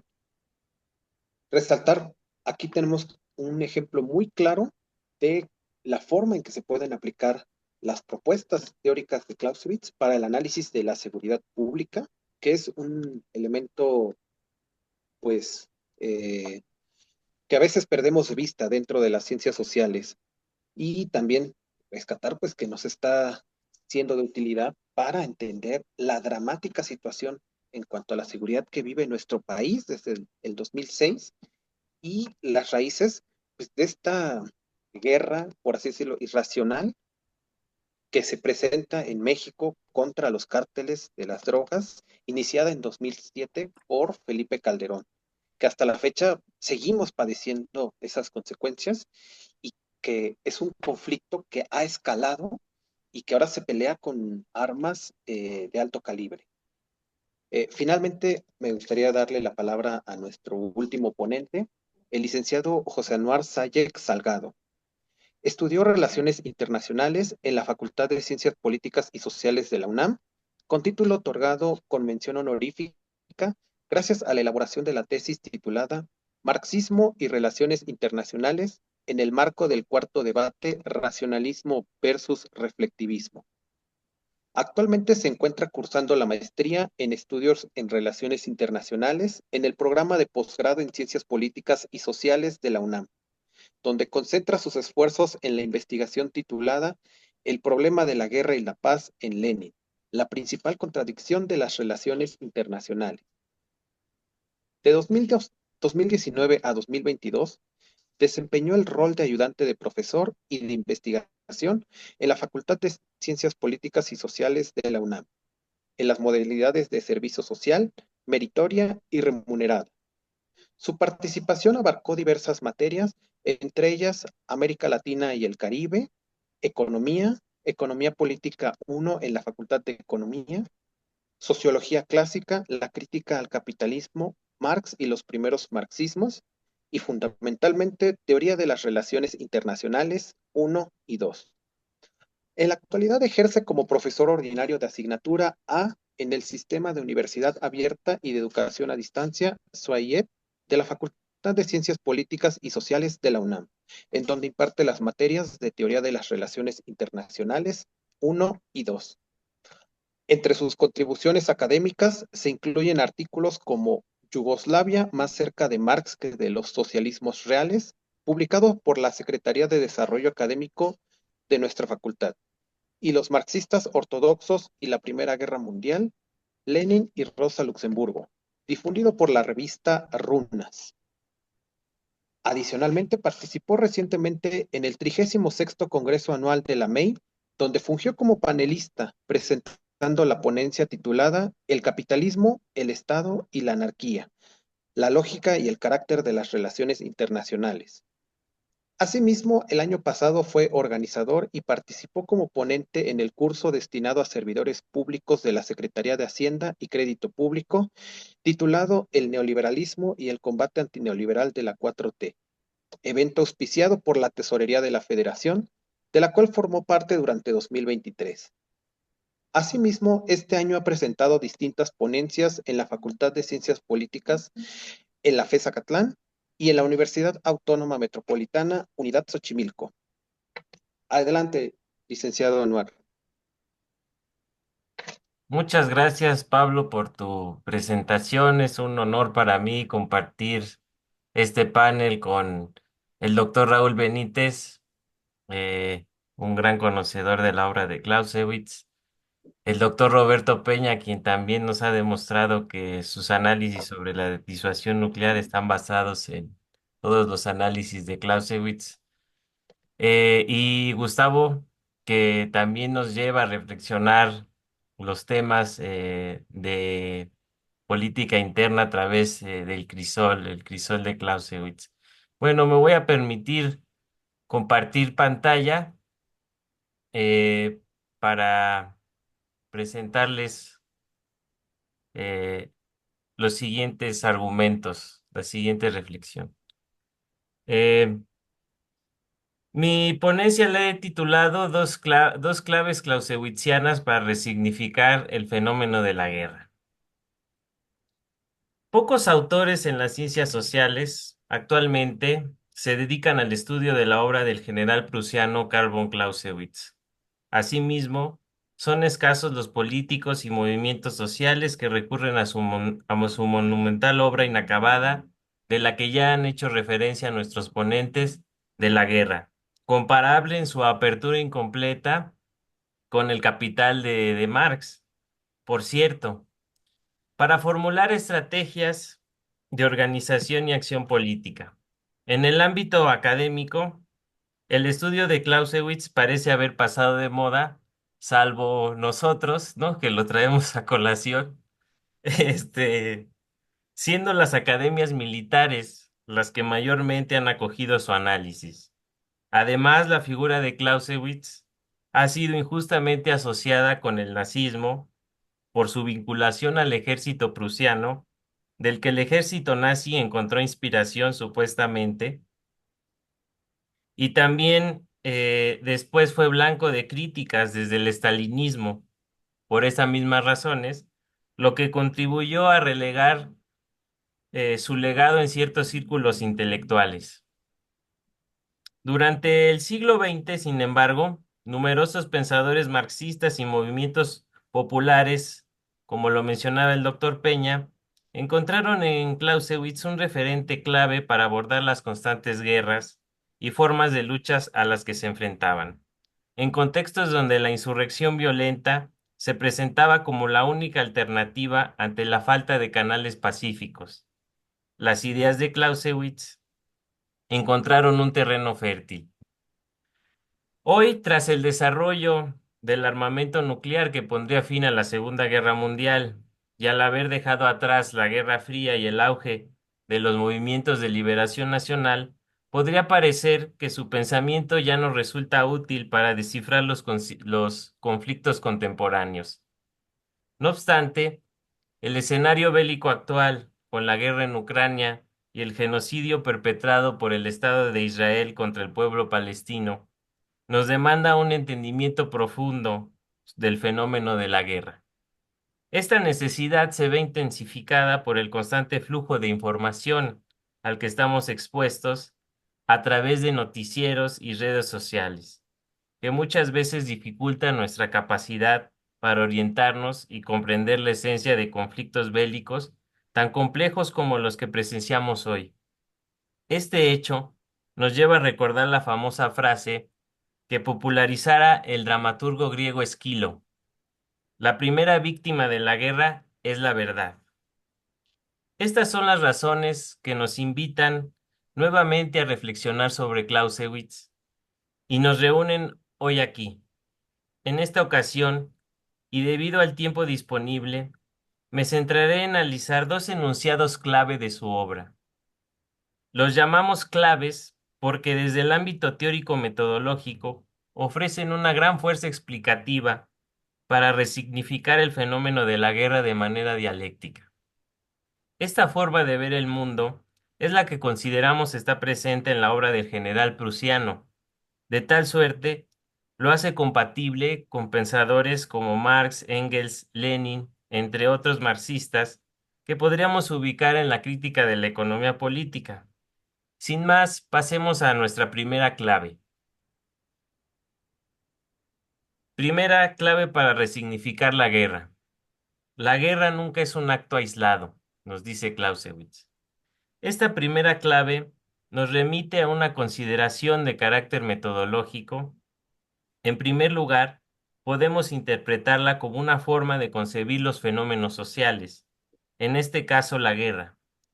La guerra, al no ser un acto aislado, está siempre en relación con algo más. Como veremos más adelante, ese algo es la política, de la cual la guerra forma parte. Así, la guerra se manifiesta como una realidad social que no está circunscrita a una lógica propia y aislada, sino que constituye una parte integral de una totalidad social. En segundo lugar, esta clave nos permite afirmar que si la guerra es un fenómeno aislado, que si la guerra no es un fenómeno aislado, entonces está vinculada a una serie de relaciones sociales de las que tanto es origen como resultado. El enfoque que estudia los fenómenos sociales desde una lógica aislada de otros aspectos de la realidad social es el materialismo mecanicista o sus versiones organicistas, una adaptación de los métodos de las ciencias naturales a las ciencias sociales. Desde esta perspectiva, los fenómenos sociales deben estudiarse de forma independiente de otras esferas de otras esferas sociales, utilizando herramientas propias y específicas. Este principio metodológico parte de la idea de que el objeto con su lógica autónoma existe de manera aislada al resto de la realidad y sin la intervención del sujeto que la estudia. Así el fenómeno social se concibe como un objeto natural, similar como se estudia la trayectoria de un cuerpo bajo la ley de la gravedad. Algo que no podemos cambiar, solo observar y analizar. Bajo esta óptica fragmentaria y parcelada, los objetos sociales se ven como entidades separadas del conjunto de la realidad. En contraste con esta visión fragmentaria de la realidad, Clausewitz nos recuerda que la guerra es un acto de fuerza destinado a obligar al oponente a someterse a nuestra voluntad. Esa es la definición que nos da Clausewitz de guerra en su primer capítulo. Para resultar vencedores, debemos medir nuestro esfuerzo en función de la resistencia del contrario. Esta definición de la guerra pone de manifiesto que se trata de una contradicción que busca resolverse mediante la violencia, pero como toda contradicción, involucra a dos partes, que en su interacción generan su movimiento. En este caso, las partes en conflicto son las que hacen que la guerra exista, constituyendo una unidad contradictoria entre dos beligerantes. Además, un elemento que impulsa este movimiento es la voluntad. Sin voluntad no hay fuerza, y sin fuerza no se podría someter al oponente a nuestros designios. La unidad entre fuerza y voluntad refleja una contradicción metodológica en el pensamiento de Clausewitz, que encarna una continuidad dialéctica en su concepción de la guerra. La fuerza representa el aspecto material de la relación entre sujeto y objeto, mientras que la voluntad encarna el aspecto subjetivo. Ninguno de estos elementos por sí solo es suficiente para determinar la victoria. Es la interacción y unidad de ambos lo que posibilita el despliegue de la guerra. Durante muchos años, las corrientes realistas, surgidas a partir de Hans Morgenthau y las teorías conductistas de relaciones internacionales, se centraron exclusivamente en las fuerzas materiales de los beligerantes para prever quién sería el vencedor en un conflicto. En este marco teórico, durante la década de 1960, se formularon escenarios matemáticos basados únicamente en las variables materiales de la guerra. En este caso, de la guerra de Vietnam, que ya hacía referencia el doctor Peña. En todos estos análisis, el resultado favorecía a los Estados Unidos, debido a su superior desarrollo en ciencia y tecnología militar, ignorando el componente subjetivo voluntario al que Clausewitz denominaba fuerza moral. Esta fuerza moral se estaba debilitando en Estados Unidos, mientras que en las fuerzas revolucionarias del Vietcong, con su respaldo internacional, permanecía robusta. Al final, todos conocemos el resultado. Dicho esto, Clausewitz dedicó gran atención a lo largo de varias páginas de su obra al estudio de los elementos subjetivos presentes en la guerra. Incluso Engels, en una carta a Marx parafraseando a Clausewitz, comentaba: "La batalla arde lentamente como pólvora húmeda, agota a ambas partes y al final las ventajas positivas obtenidas por la parte vencedora son más de naturaleza moral que material". Lenin también estudió este aspecto subjetivo, extrayendo varios pasajes de la guerra de Clausewitz en sus cuadernos de notas, donde incluía citas sobre la importancia de la audacia, los sentimientos generados por el conflicto, el entusiasmo, la valentía, el espíritu de cuerpo, el liderazgo y la capacidad del comandante para sintetizar la unidad de fuerzas. También reflexionaba sobre los peligros del miedo y la duda durante la guerra, la necesidad de equilibrar la valentía con la inteligencia y la legitimidad social del objetivo político al hacer la guerra. Lenin comprendía que era imprescindible reunir estas cualidades morales, tanto él siendo líder como en el movimiento obrero ruso, para ser eficaz en su lucha contra el zarismo en Rusia. Sin embargo, esto no debe interpretarse como un menosprecio a la importancia de las fuerzas materiales en el conflicto. De hecho, en la mayoría de los casos, es precisamente el poderío militar lo que inspira temor en el adversario y lo que permite ser utilizado estratégicamente en los momentos clave para obtener la victoria. La historia del desarrollo armamentístico a lo largo de los distintos periodos es testimonio de esta realidad. Para concluir con esta clave, como hemos mencionado, la guerra no es un acto aislado.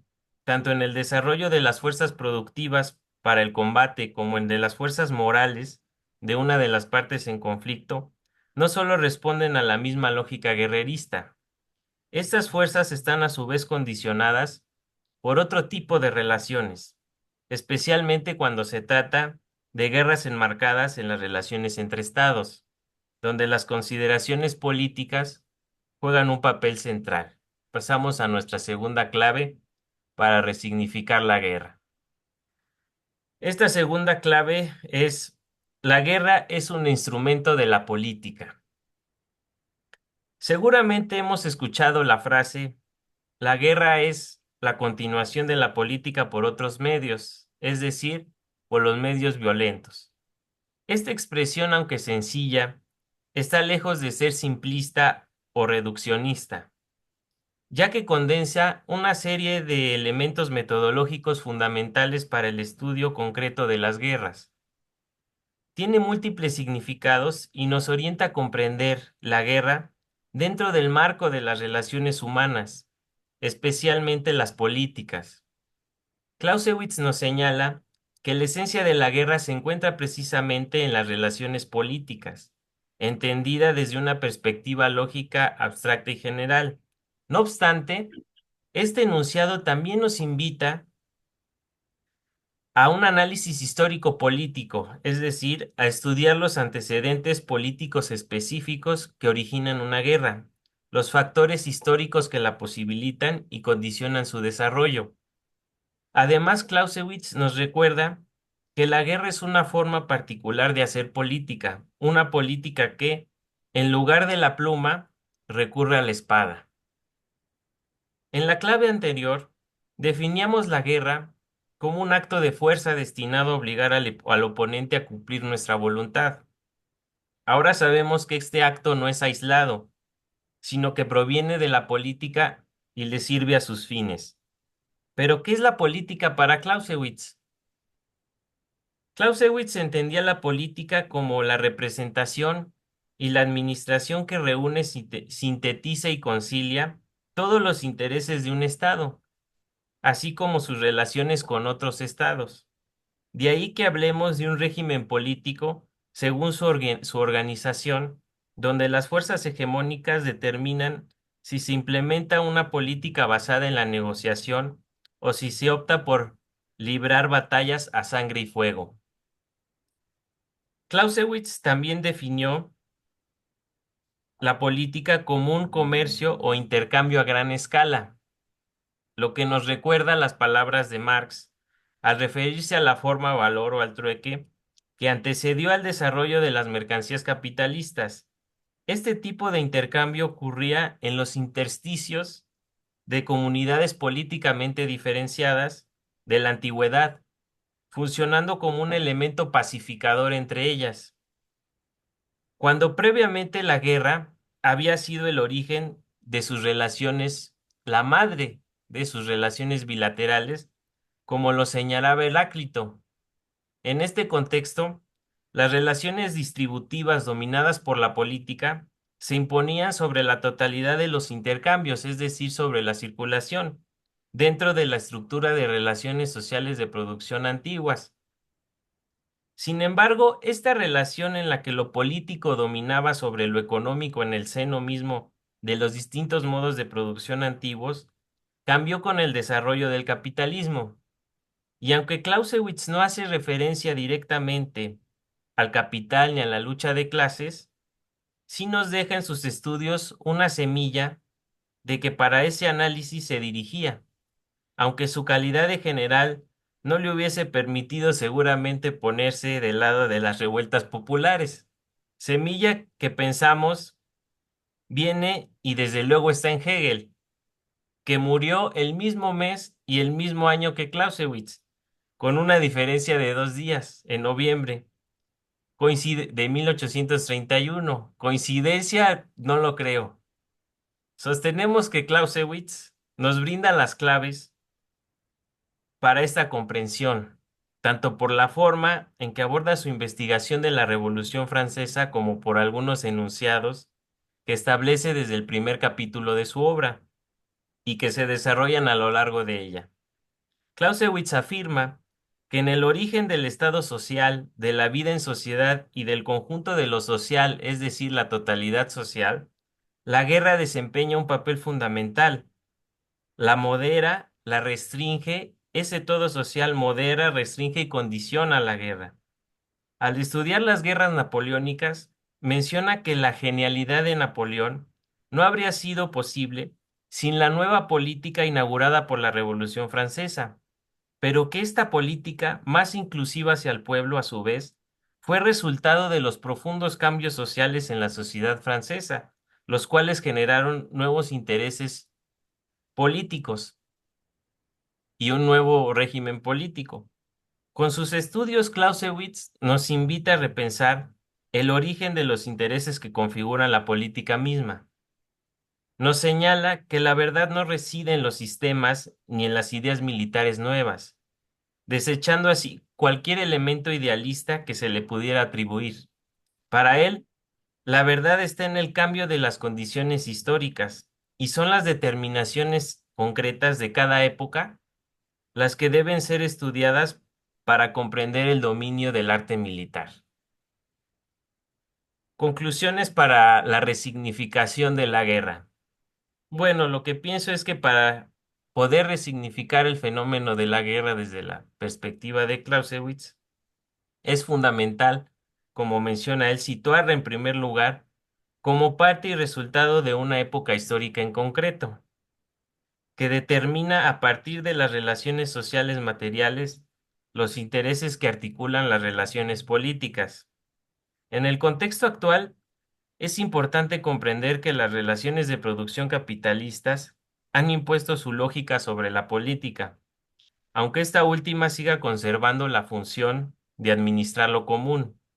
De ahí que podamos hablar de una política bajo el capitalismo, lo que nos lleva a caracterizar el Estado capitalista moderno y en consecuencia a referirnos a guerras capitalistas, entendidas como aquellas que surgen en el marco de relaciones entre estados capitalistas en un momento histórico específico del capital. Para resignificar la guerra, pienso que es necesario identificar las particularidades del capitalismo contemporáneo, analizar cómo se vincula con el Estado capitalista moderno, cómo se expresa la lucha de clases y por qué la guerra es elegida como herramienta política para la reproducción de las relaciones capitalistas a nivel global. Solo a partir de este análisis profundo podremos resignificar el fenómeno de la guerra, más allá de las simplificaciones mediáticas o de las teorías posmodernas o de la complejidad que están de moda y que se presentan como la última y la única coca en el desierto. Pues hasta aquí yo dejaría mi reflexión. Gracias por su atención.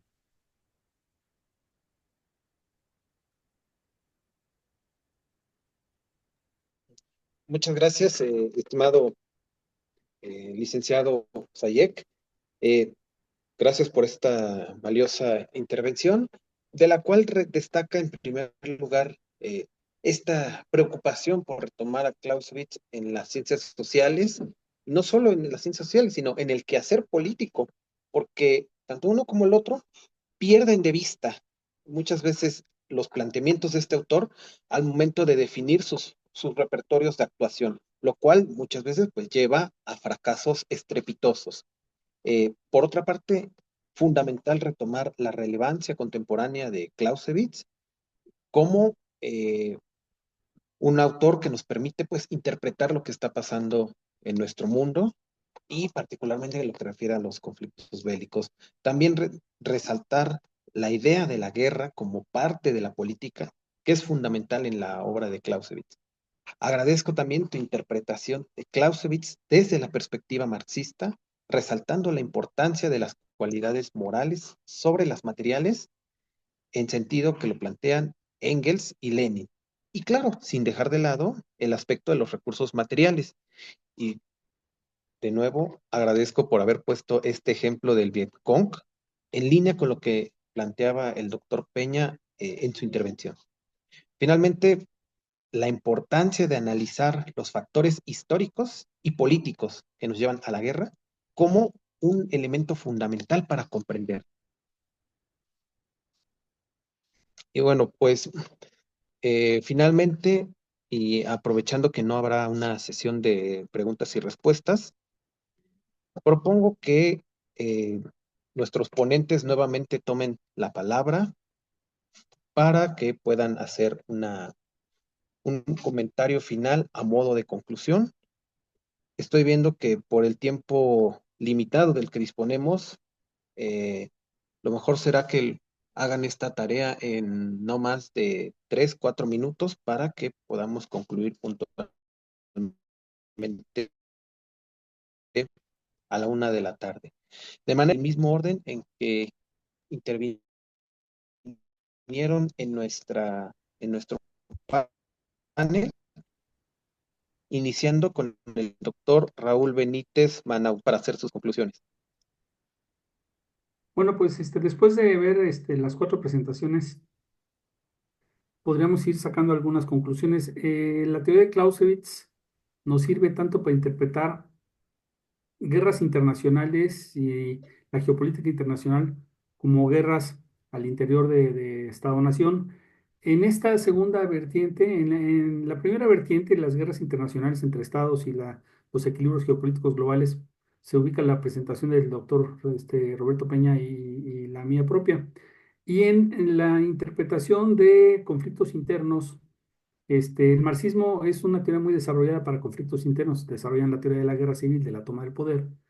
Es en la vertiente política que fue expuesto por Anwar.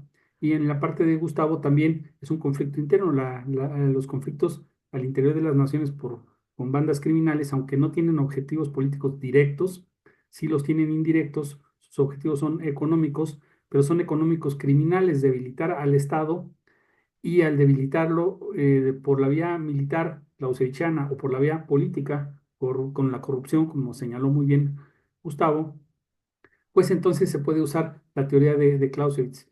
Por ejemplo, si usamos la teoría de la guerra total para entender qué persiguen los narcotraficantes, pues los narcotraficantes pueden perseguir, en todo caso, ambiciones en escalada para arriba. Si el Estado al que se oponen no ofrece resistencias efectivas y estrategias de contención reales, para ello la teoría de la contención sirve, aunque aquí no es nuclear, obviamente.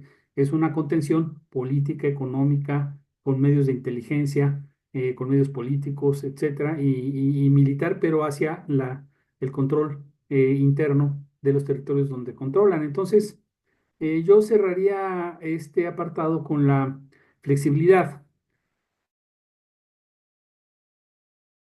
Es para estudio de conflictos y pues felicito a los tres ponentes que están presentes, porque se complementaron muy bien las exposiciones. Primero abordamos conflictos entre Estados-nación y la geopolítica global, y luego ya nos metimos a las particularidades de un conflicto como las guerras del narcotráfico, y en el caso de Anwar, pues el concepto marxista que también tiene mucho de guerra total, cuando se habla de las teorías de la guerra del poder, por la toma del poder, y Anwar pues ha estado estudiando esto en el caso de Lenin, ¿no? Pues muchas gracias a la audiencia que va a escuchar esto en YouTube. Muchas gracias, doctor, por su conclusión. Cedo la palabra ahora a nuestro siguiente ponente, al doctor Roberto Peña Guerrero. Igualmente, por favor, preséntenos su conclusión en 4 minutos. Gracias, Por favor, gracias, Pablo. adelante, doctor. Realmente ha sido una mesa que la he disfrutado mucho, ¿sí?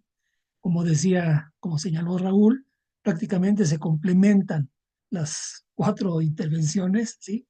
Y obviamente, bueno, yo pienso que no estamos rescatando a Clausewitz. Clausewitz está presente en cualquier análisis serio sobre el problema de la guerra, sea guerras entre estados internacionales, sea guerras de movimientos populares, en fin, y obviamente la situación en el caso de México, que bien lo planteó Gustavo, sí, como tipificar como guerra la lucha contra el narcotráfico y el enfrentamiento entre el Estado, sí, y pues estas delincuencia organizada, como se le quiera llamar, cárteles, etcétera, ¿no? Yo quisiera cerrar mi participación haciendo pues una reflexión y ampliación, ¿no? de esta reflexión, ¿sí? Para mí, la principal amenaza, ¿sí? A la seguridad internacional y a la existencia de la vida como la conocemos hasta la actualidad, hasta el momento, ¿sí? Es el desarrollo de los escudos antimisiles, ¿sí? ¿Cuál es en términos estratégicos, político-militares, ¿sí? la visión del escudo antimisil? ¿Qué significa esto? Ya desde el SALT 1, el 72, la primera negociación de limitar la participación de ojivas antibalísticas, el ABM, ¿sí? Que lo denuncia Walker Bush en 2002, si no recuerdo mal, ¿no? En fin, que es uno de los principales tratados que se celebra entre Estados Unidos y la Unión Soviética, que ya tenían visualizado el problema de esta perspectiva de las ojivas antimisiles, ¿no? Que es donde se va a emplear el proyecto de Reagan de la Guerra de las Galaxias o el escudo antimisil. Desde marzo del 83, que Reagan anuncia la Guerra de las Galaxias o esta visión del escudo antimisil, se ha venido desarrollando de manera espectacular. ¿Por qué digo que es la principal amenaza? Porque, y regresando a Clausewitz, en el primer capítulo de su libro, de su texto de la guerra, aquí tengo la edición que publicó el Ministerio de Defensa de España, ¿sí? Tiene una serie de introducciones muy interesantes, ¿sí? Aquí en el primer capítulo, ¿sí? Del primer libro, dice en términos centrales, en los primeros 10 párrafos, ¿sí? Que la finalidad de la guerra es desarmar al enemigo, ¿sí? Implica tener la capacidad de convertir en obsoletas, ¿sí?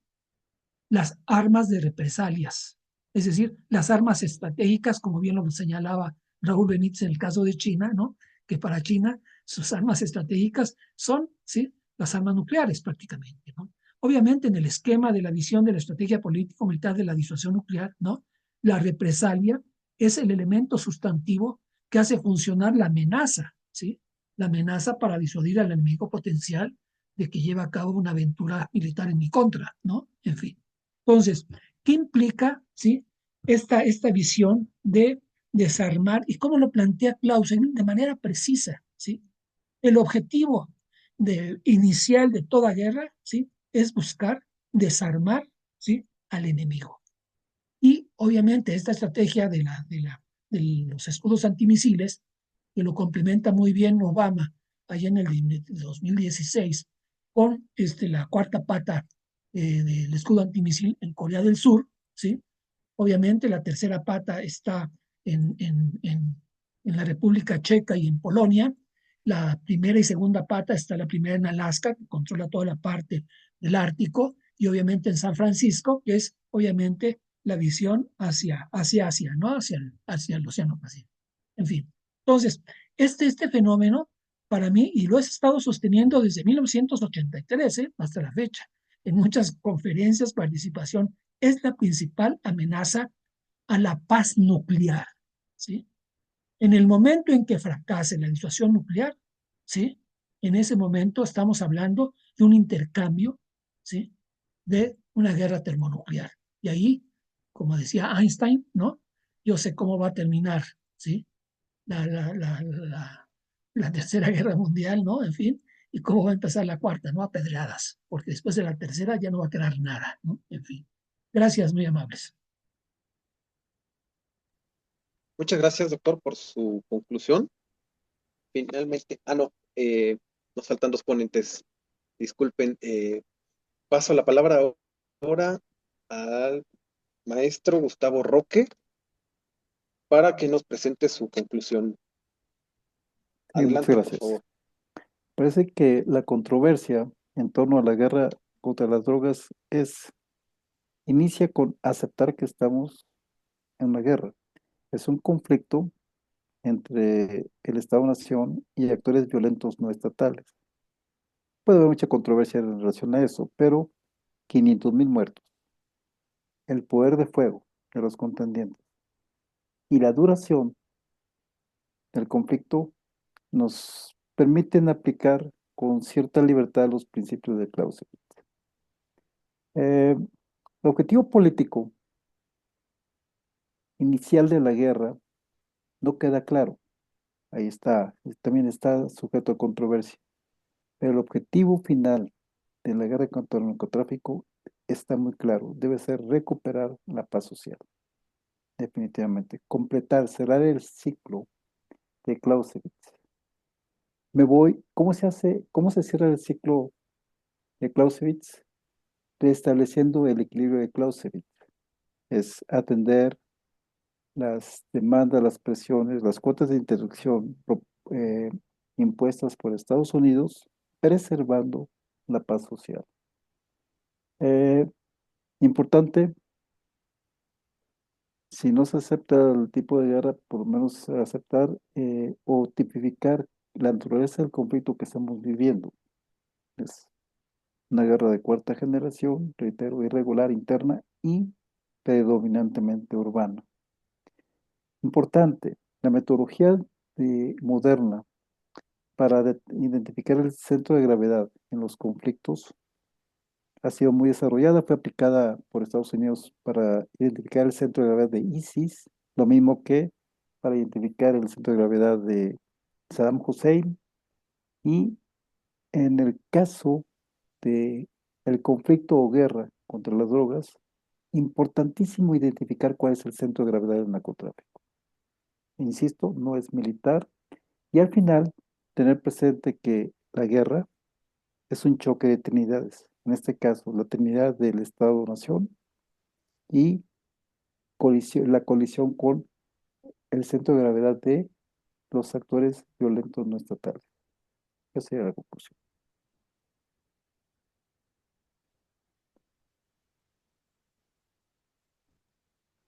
Muchas gracias, maestro Roque. Finalmente, vamos a dar la palabra a nuestro último ponente, al licenciado José Anuar Sayek Salgado. Adelante, por favor. Gracias, Pablo. Realmente ha sido un panel muy enriquecedor y yo solo diría que la obra de Clausewitz pues nos deja grandes retos hablando desde la crítica de la economía política. ¿Por qué digo esto? Porque como nosotros lo sabemos, pues Marx no dejó un tratado sobre las relaciones internacionales, ni el Estado, ni el mercado mundial, ¿no? Entonces dejó pendiente esos libros, no los terminó, se quedó en el Capital y ni siquiera lo terminó. Entonces, la obra de Clausewitz, por su metodología y su riqueza, pues nos puede ayudar para complementar dicha tarea, o sea, para entender también la política y el tránsito que hay entre el Estado y las relaciones entre estados, en las relaciones internacionales, ¿no? Ahí están los procesos de guerra y los procesos de paz. Y también nos ayuda a entenderlo a nivel de pues de la estructura de la totalidad social, esa estructura que en la que se perpetuó una paz violenta, ¿no? En la que siguen predominando las relaciones de dominación y explotación entre seres humanos, y que bueno, también está ahí la visión de Clausewitz para ayudarnos. Y el último punto que quiero resaltar es que, pues es un clásico Clausewitz porque sigue yendo a la esencia de un fenómeno como es la guerra. Por eso es clásico, porque va a la esencia de las cosas. Y, y bueno, ahorita que hay muchas teorías de moda que tachan a uno u otro autor de reduccionista y de simplista, y en las clases de la licenciatura, pues ya no se leen a los clásicos, ya se dejan libros sobre lo que dijo el clásico, ¿no? Sobre lo que dijo de lo que dijo, un refrito, ya no le dejan a los alumnos leer a Morgenthau, leer a la E.H. Carr, a Clausewitz, ya prácticamente pues lo leen digerido, ¿no? Entonces, o si nos vamos a a la ciencia política, Maquiavelo, ¿no? Ya no lo leen directamente. Entonces, bueno, es un tema que tenemos pendiente recuperar para reflexionar, ¿no? Para seguir reflexionando. Gracias. Muchas gracias, licenciado Anuar Sayek, por tus conclusiones. Y con esta etapa de conclusiones presentadas por nuestras panelistas, llegamos al final de nuestro panel. Quisiera agradecer al público por su presencia, agradecer a nuestros panelistas por las valiosas reflexiones presentadas en este evento. Y para concluir, quisiera agradecer al Consejo Mexicano de Ciencias Sociales y al programa de posgrado en Ciencias Políticas y Sociales de nuestra universidad por la apertura de estos espacios muy valiosos destinados a la reflexión científica. Finalmente, deseo felicitar al licenciado Anuar Sayek Salgado por la organización de este extraordinario evento, que, debo decirlo, salió muy bien. Muchas felicidades y enhorabuena. Muchas gracias.